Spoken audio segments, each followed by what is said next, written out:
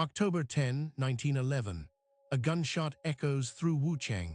This single shot would trigger the collapse of China's last imperial dynasty, the Qing, but the revolutionaries' dream of democracy would soon turn to dust.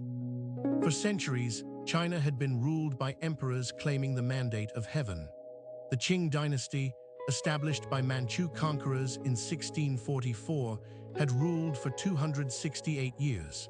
But by 1911, it was crumbling under internal decay and foreign pressure. The revolutionaries, led by Sun Yat-sen, envisioned a democratic republic. They believed ending imperial rule would naturally lead to Western-style democracy, but they underestimated China's deep-rooted political traditions. The revolution succeeded faster than anyone expected. Within months, provinces declared independence from the Qing, but this rapid collapse created a dangerous power vacuum. Who would fill it? Enter Yuan Shikai, commander of China's most powerful army. The revolutionaries needed his military might to defeat remaining Qing forces. They made a fatal compromise, offering him the presidency. Yuan had no interest in democracy. He saw himself as a new emperor. The revolutionaries had traded imperial rule for military dictatorship before their republic was even born. China lacked democratic institutions. For millennia, power flowed from emperor to officials. There were no political parties, no free press, no experience with elections. Democracy couldn't grow in this barren soil. Foreign powers watched China's turmoil with hungry eyes. Japan, Russia, Britain, and others had carved out spheres of influence. They preferred a weak, divided China they could control. These foreign powers actively undermined democratic forces. They supported regional warlords who would protect their interests. China's sovereignty was being auctioned to the highest bidder. As central authority collapsed, regional military commanders seized power. These warlords controlled territories through brute force. They collected taxes, raised armies, and ruled as petty kings. The warlords fought constantly for territory and resources. Their wars devastated the countryside, killed millions, and made national unity impossible. How could democracy survive in this chaos?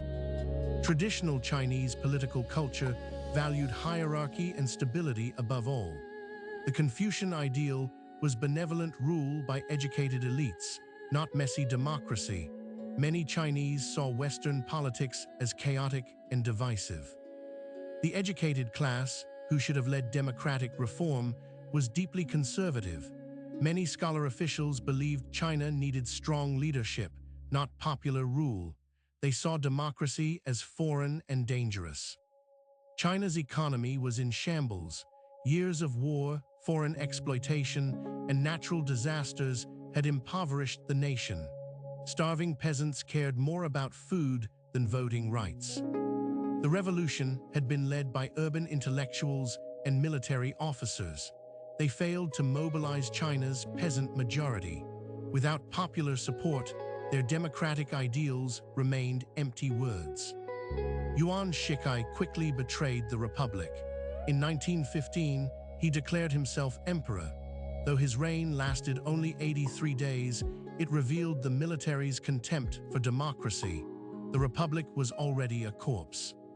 After Yuan's death in 1916, China fragmented completely. No central government could control the warlords. The dream of national unity under democracy seemed more distant than ever. Sun Yat-sen tried to rebuild the democratic movement from Guangzhou. He established a rival government and revised his political philosophy, but he controlled little territory and had no powerful army. The May 4th movement of 1919 showed that democratic ideals still lived. Students and intellectuals protested foreign imperialism and called for modernization, but they were voices crying in the wilderness of warlord China. Meanwhile, new ideologies were gaining ground. Communism offered a different vision of revolution.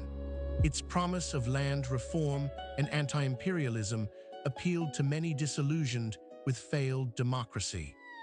The Chinese Communist Party was founded in 1921.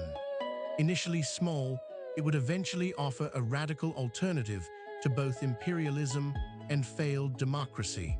But that story belongs to another revolution. Why did democracy fail? First, the revolutionaries compromised with military power. By making Yuan Shikai president, they planted the seeds of dictatorship in their newborn republic. Second, China lacked democratic traditions and institutions. 2,000 years of imperial rule couldn't be erased overnight. The political soil was barren for democratic seeds. Third, foreign powers actively prevented Chinese unity and strength. They preferred a weak China they could exploit, not a democratic China that could resist them. Fourth, economic collapse and warlordism made stability impossible. Starving, war-torn populations don't build democracies. They seek strong leaders who promise order and food. Fifth, the democratic movement failed to connect with China's peasant majority. It remained an elite project, disconnected from the people's suffering and aspirations. The 1911 revolution did end imperial rule forever.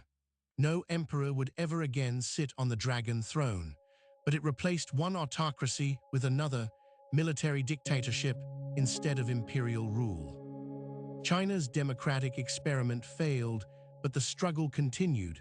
Later generations would fight for political rights under different banners. The 1911 revolution was just the first act in China's modern drama. The revolutionaries' ideals weren't wrong, they were premature. China needed fundamental changes that 1911 couldn't deliver: land reform, mass education, economic development, and true national independence. Today, we look back at 1911 as both triumph and tragedy. Triumph because it ended millennia of imperial rule. Tragedy because its democratic promise died in infancy. China would take a different path to modernity. The lesson of 1911 is profound. Destroying an old system is easier than building a new one. Revolution can overthrow emperors overnight, but constructing democracy takes generations of patient work. China's journey from empire to modern state was long and bloody. The 1911 revolution was just the beginning. Warlord era, Japanese invasion, civil war, all still lay ahead. Democracy would have to wait. Yet the dream never completely died. Even today, Sun Yat-sen is revered as father of the nation. His democratic vision, though unfulfilled in his lifetime, remains part of China's political imagination. The 1911 revolution teaches us that political change requires more than overthrowing rulers.